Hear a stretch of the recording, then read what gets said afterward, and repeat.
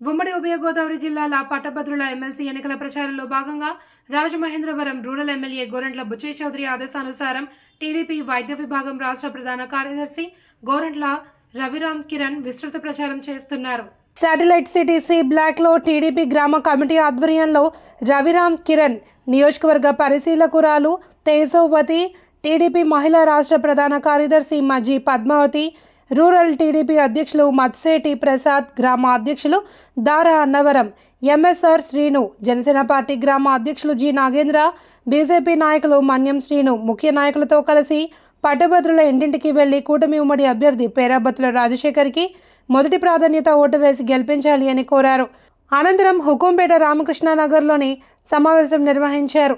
Janasena rural మండలం అధ్యక్షులు చప్పా చిన్నారావు, పిల్ల తనూజ, మద్దామణి, టీడీపీ నాయకులు దుద్దుపూడి రమేష్, బొప్పన నానాజీ, వెల్లమటి రామకృష్ణ, అల్లూరి నరసింహారావు, రత్నాకర్, అడబాల గోపాలకృష్ణ, కోటిపల్లి శేఖర్, కంఠం రవికుమార్, యార్లగడ్డ వెంకన్న, పెంటా కుమారి, కోటిపల్లి అమ్ములు, అనంతలక్ష్మి, వీరలక్ష్మి, టింకు తదితరులు పాల్గొన్నారు.